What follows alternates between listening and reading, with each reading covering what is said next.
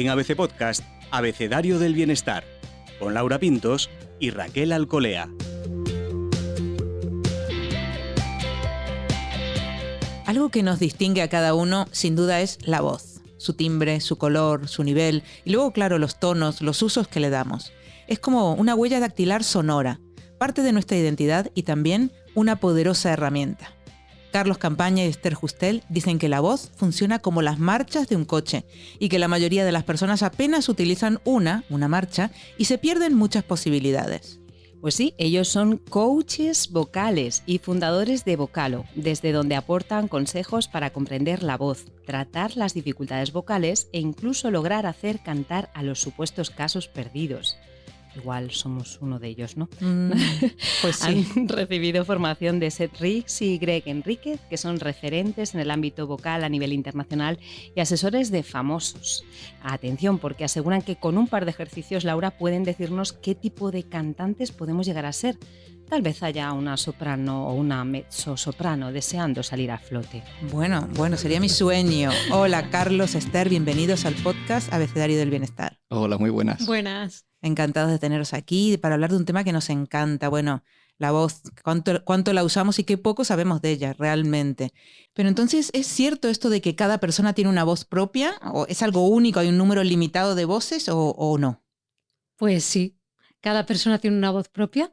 Esto que me dices del número ilimitado de voces me hace pensar en que familiarmente se parecen las voces. No sé si a vosotras os ha pasado que os dicen, pareces tu madre o tu hermana. Sí. A mí me lo dicen, Sí. tengo dos hermanas y una madre, y nos dicen que parecemos la misma. Así que es un poco genético, pero por otro lado, cada persona es única. O sea, mi madre puede diferenciar a sus 3 hijas, excepto cuando se enfada. Cristina, es de Esther. No, pero no es lo normal. El caso es que hay unas cavidades internas que sí que son diferentes para cada persona. Y eso es lo que nos hace únicos, ¿no? Es como esa huella dactilar. Qué bonito. Sí. La imagen de ser únicos, eso nos encanta. Porque además el hecho de ser únicos hace que también tengamos como problemitas únicos, ¿no? No sé cuáles serían un poco estas cosas que afectan a la voz, que hacen que no suene bien, que la tengamos como rota, quebrada, no sé. Uh-huh.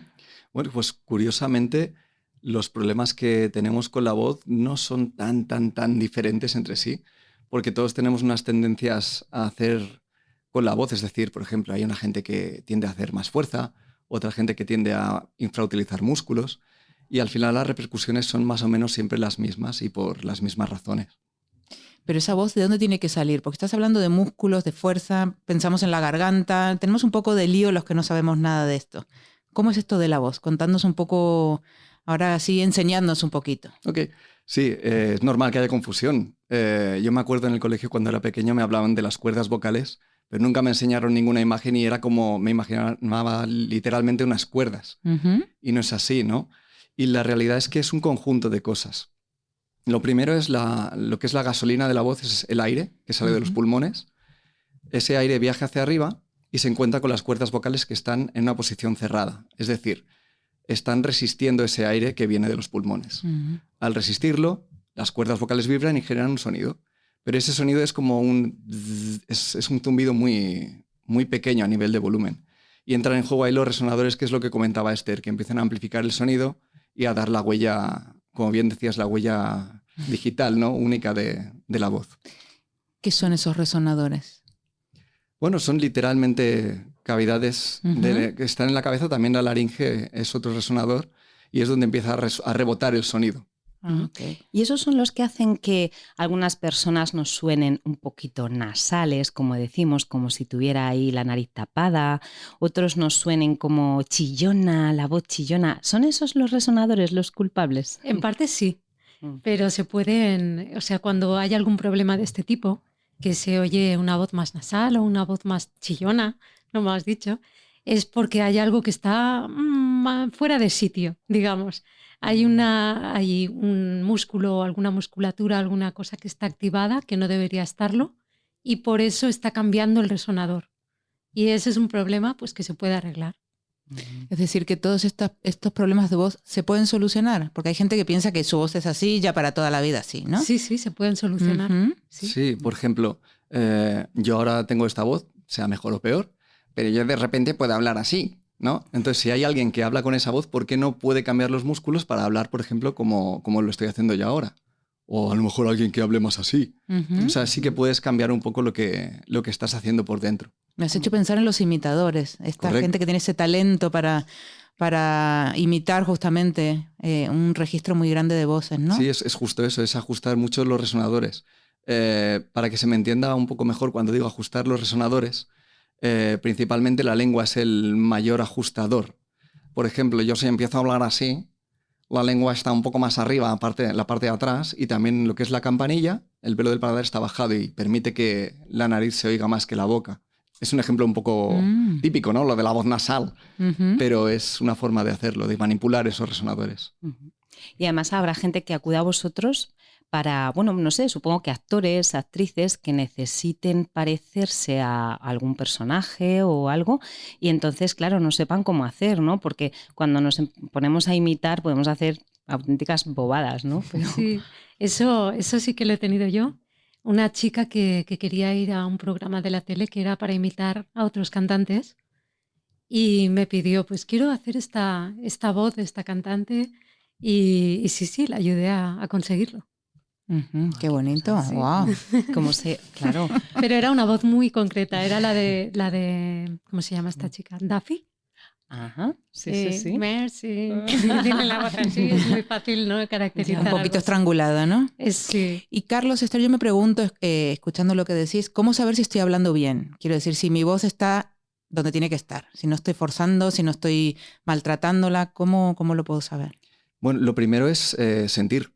Si después de una hora, por ejemplo, hablando por teléfono, sientes molestias físicas, que te duele el cuello, pues ahí tienes una señal de que hay algo mal.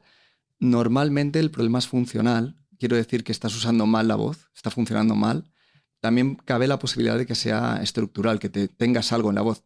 Un caso ejemplo es que estás constipada o que has pasado una bronquitis. Y ahí tienes las cuerdas vocales inflamadas y simplemente están irritadas. Esa es la primera señal. Luego, claro, nosotros no tenemos ese feedback. No sabemos qué siente la persona, aunque nos lo diga. No sabemos exactamente lo que está sintiendo y nos guiamos por el sonido.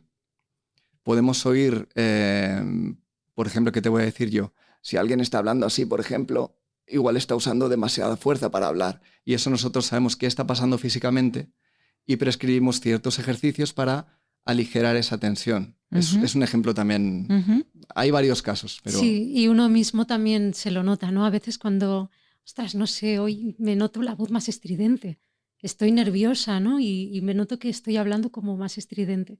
Eso también es un cambio en el resonador.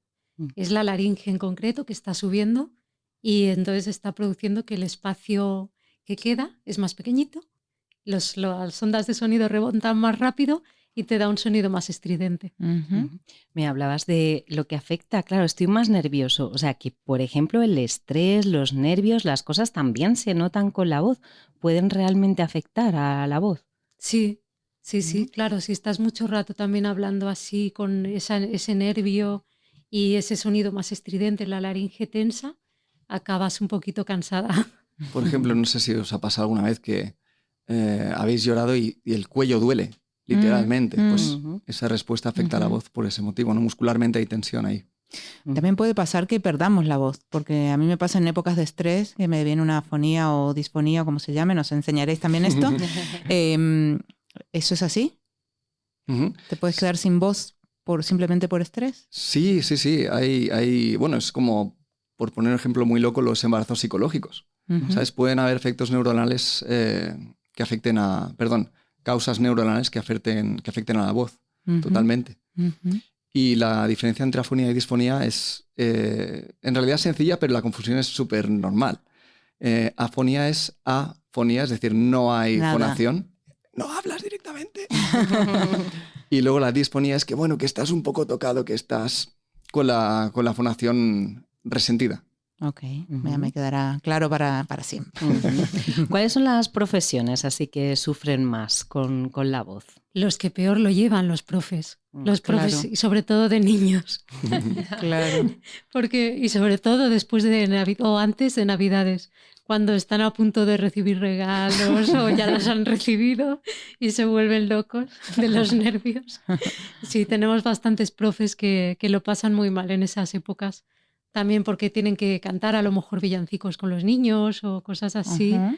que les desgasta mucho, no les hacen caso, están muy alterados. Y los que lo padecen más son los profesores. Y también por el tema de enfermedades, porque es un cultivo. Si son profesores de niños pequeños, ahí lo que coja un niño lo coge toda la clase y el profesor también. Claro. Porque la voz se cansa, quiero decir, si hablas mucho, realmente, o sea, hay que hacerla descansar o no. O si hablas bien y respiras bien, puedes hablar ilimitadamente. Se cansa, se va deshidratando en realidad, ¿no? También es como va pasando aire todo el rato. Entonces sí que se cansa, hay que hacer descansos. Por muy bien que la tengas preparada y por muy bien que lo estés haciendo, es inevitable cansarse. Dicho esto, puede aguantar mucho más de lo que en primera instancia podría parecer.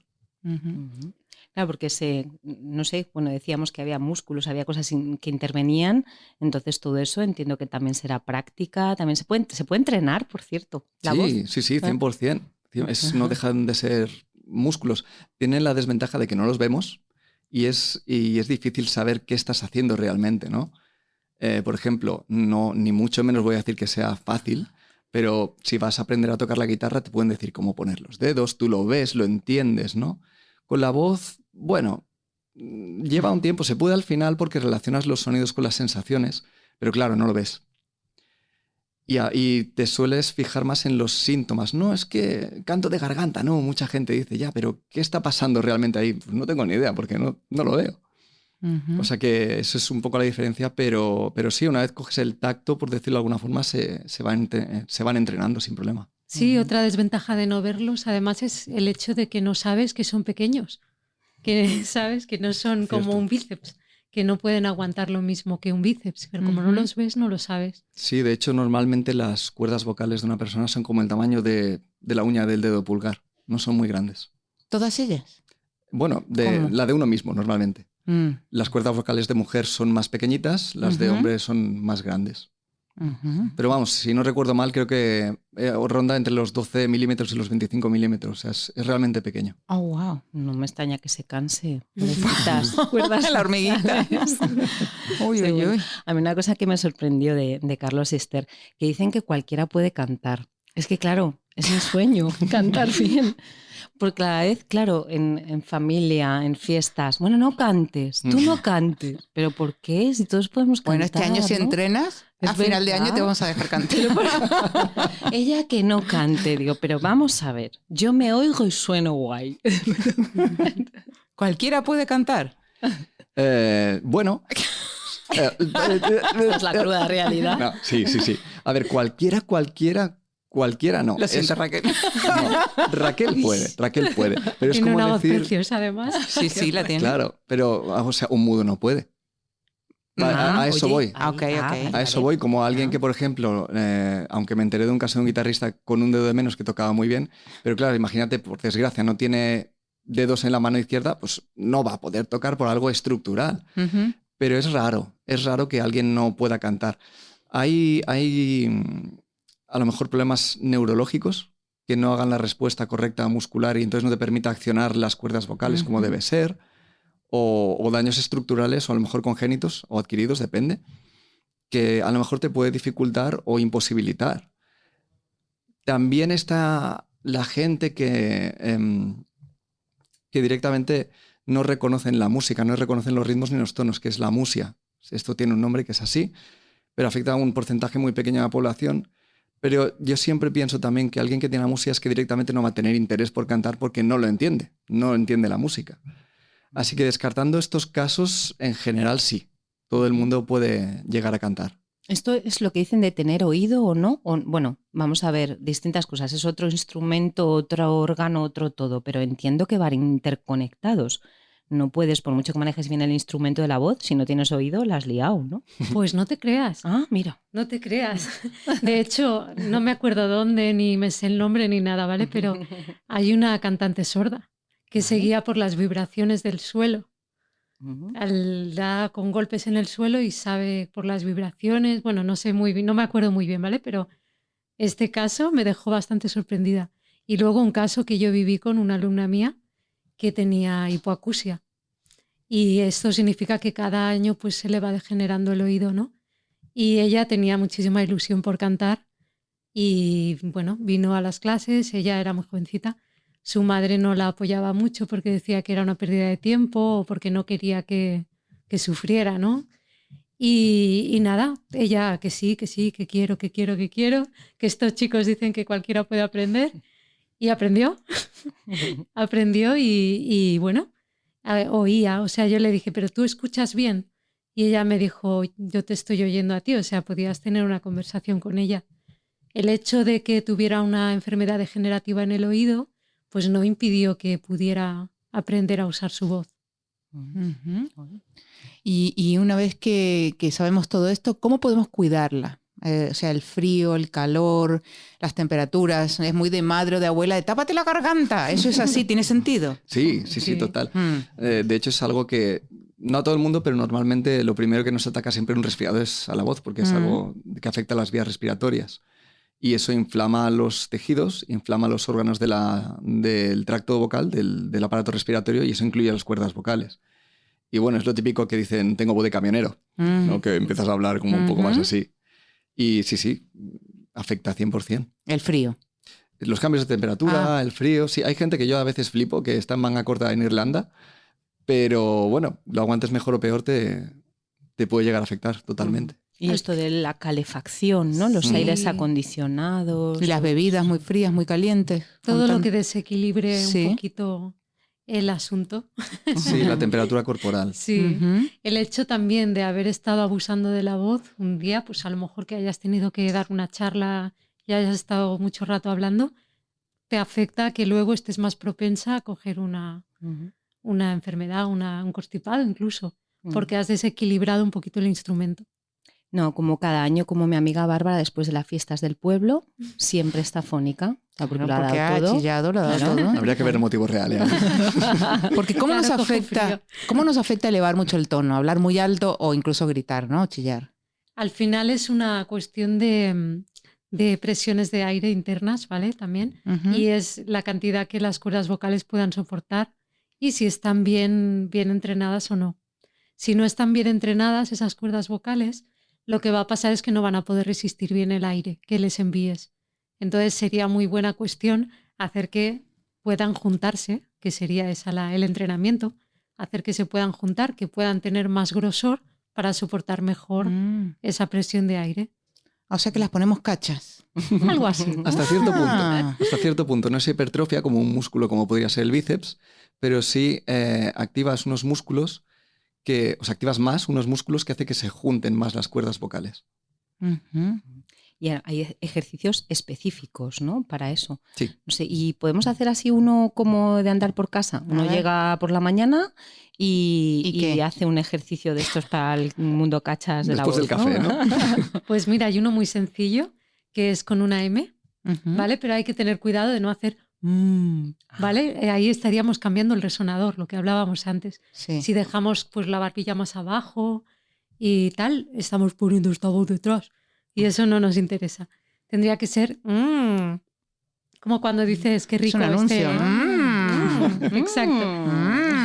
Y lo puedes decir así. Ahí estás haciendo que el músculo se ponga cachas.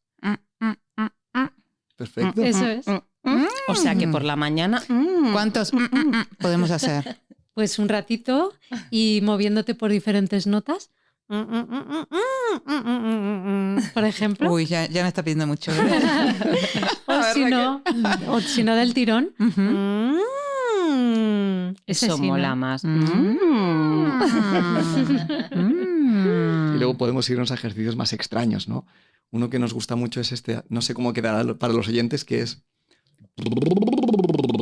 básicamente aguantarse las mejillas con los dedos subir un poquito los dedos y relinchar como un caballo y luego ponerle sonido.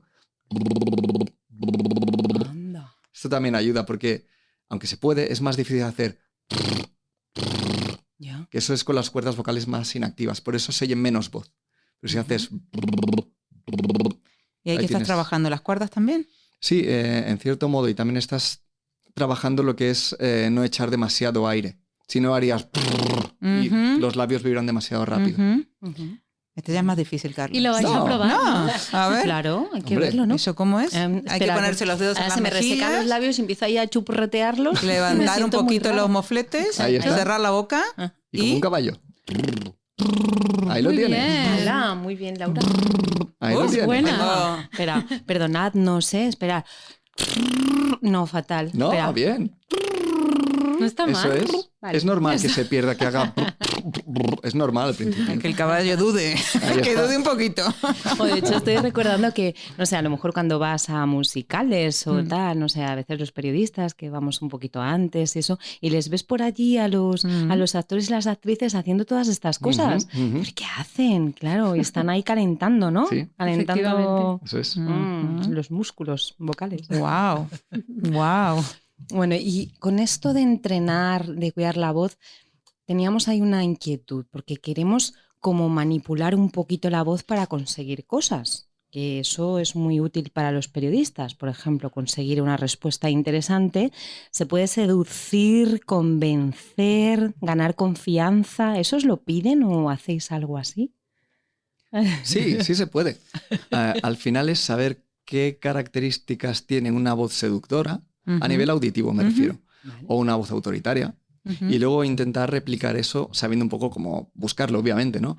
Pero bueno, pongamos por caso que yo me voy a poner seductor, va a quedar horrible, ¿vale? Pero intentarías poner una voz más dulce.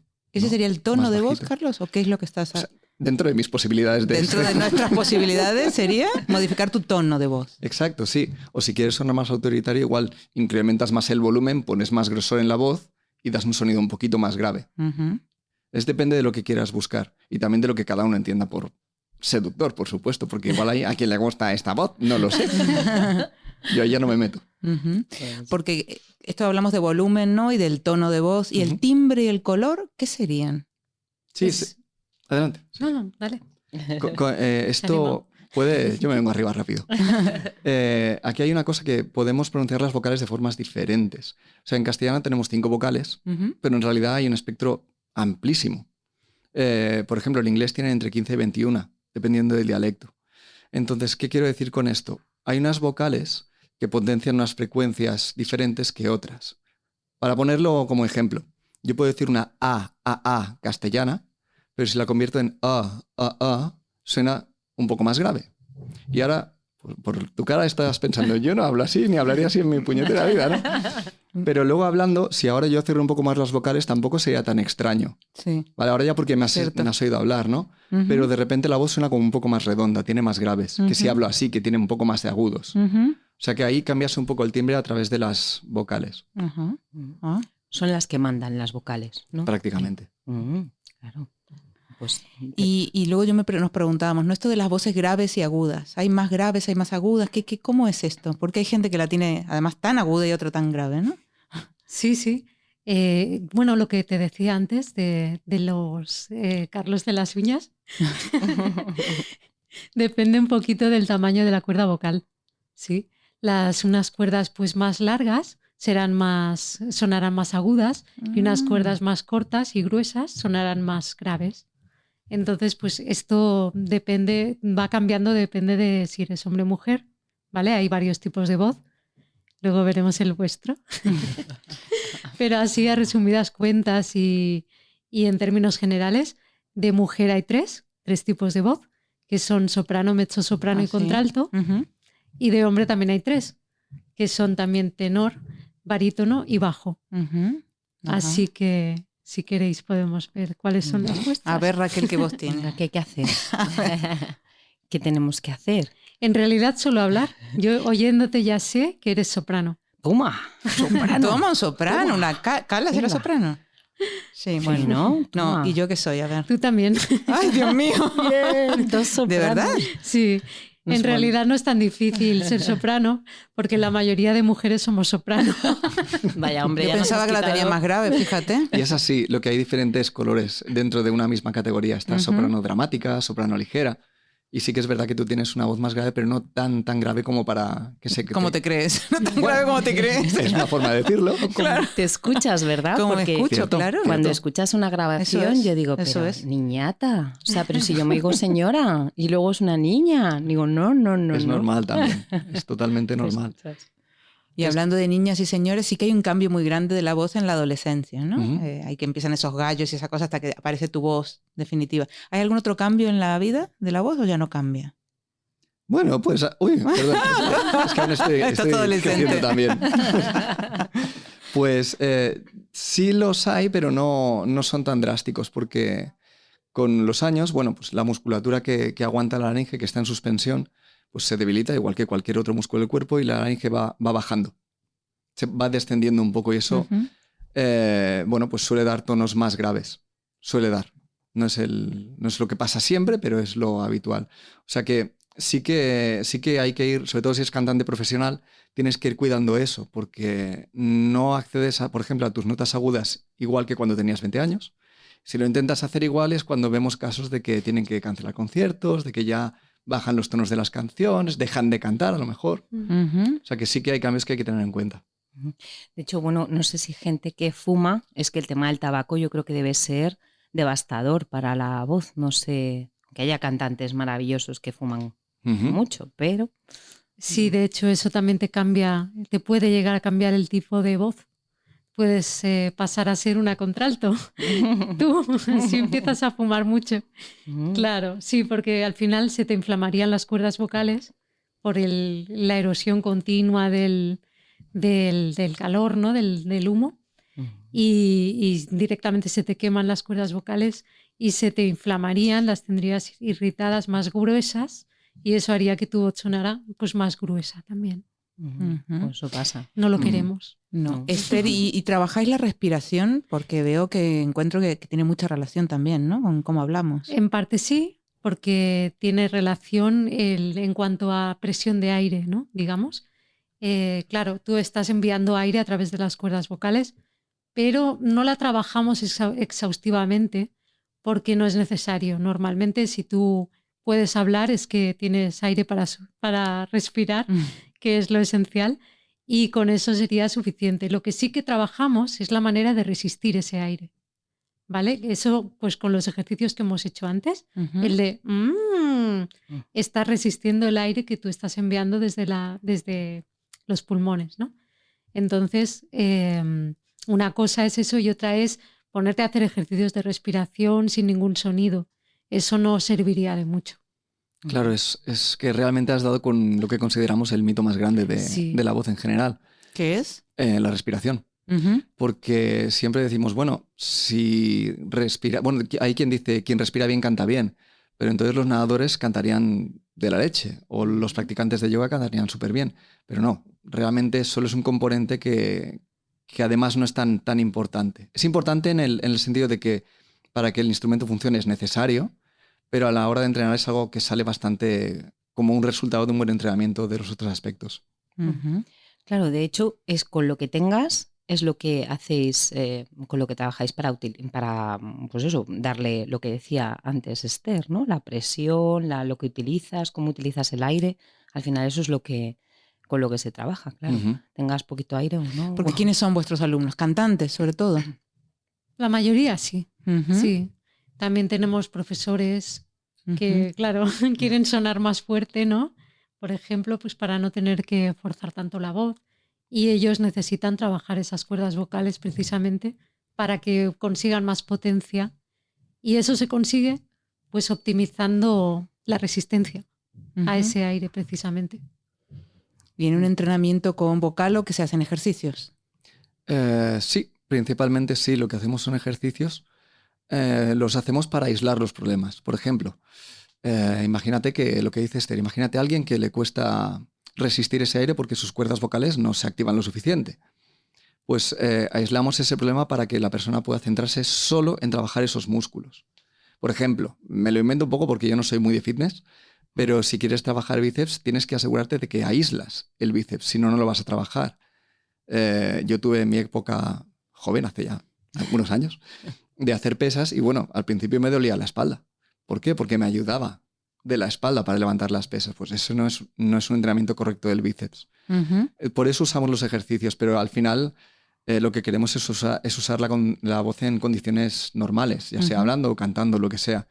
Así que tenemos que hacer de alguna forma transicionar desde esos ejercicios a la aplicación de canciones o de charlas o de lecturas. Y eso es un poco el proceso que seguimos. Y hay que entrenar mucho tiempo, porque claro, yo me voy a algunas clases con Carlos y con Esther, y yo con una vez a la semanita, pues yo ya he entrenado la voz. ¿Cuánto hay que entrenar al día o cómo hay que hacer? Pues por lo menos 15 minutillos. 15 minutillos al día estaría muy bien. Si pudiera ser más, genial. Al final es que es una cuestión de frecuencia, ¿no? Cuanto más haces algo, mejor eres en ello. Es como cuando te pones a aprender a tocar el piano. Si te pones solo una vez a la semana, pues seguro que no avanzas mucho. Pues sí, como todo, ¿no? Entrenamiento, Claro. entrenamiento. Exacto. Y entrenamiento tiene Raquel en coger notas mientras hablamos para hacer un resumen. Un Es una montón crack. Sí, un montón de cosas, pero a ver cómo las Sí, sí. resumes. Pues Sí. vamos a comenzar directamente por esto de la voz única, que nos ha encantado, pues saber que cada uno tiene como su propia caja de música dentro, ¿no? Con sus cavidades internas, y que aunque nos digan que nuestra voz es como la de nuestra madre o nuestra hermana, pues realmente es única. Eso es muy bello. Cuando se tratan los problemas con la voz, pues lo que sucede a veces es lo que dice Carlos, que se infrautilizan músculos o se hacen otras cosas que son las que nos causan los problemas, porque claro, la voz, decía Esther, es un conjunto de cosas. Hay un montón de músculos implicados, chiquititos, las cuerdas vocales vibran, generan sonidos, se amplifica el sonido, toda una estructura casi de concierto. Las señales que dan la voz, los problemas se pueden solucionar, nos has explicado. ¿Y qué pasa con los imitadores? Pues que son los que manejan a la perfección los resonadores, especialmente con la lengua, que eso ha sido muy curioso. ¿Cómo saber que la voz está bien?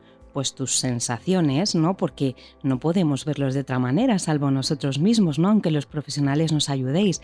Factores que la dañan, que pueden hacer problemas, pues el estrés, y así podemos diferenciar entre afonía y disfonía. Afonía, que no hay voz; disfonía, que está tocadilla.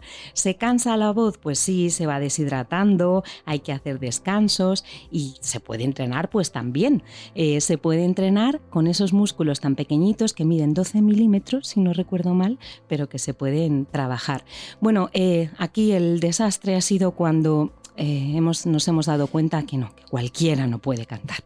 Bueno, pero por lo menos nos hemos quedado muy sorprendidas con saber que Laura y yo somos sopranos. De aquí vamos, Laura, a la opereta, y que bueno, estamos dispuestas a cambiar la voz, a cuidar los cambios de temperatura, toda aquella que la dañe. Y si queremos mejorar, pues siempre eso, 15 minutitos de entrenamiento con Esther y con Carlos, y a seguir disfrutando de nuestra voz.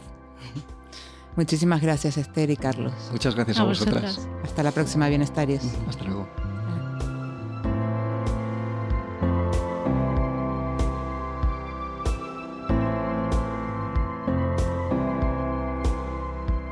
Puedes escuchar todos los episodios del Abecedario del Bienestar en abc.es, iVoox, Wanda, Spotify, Apple Podcast y Google Podcast.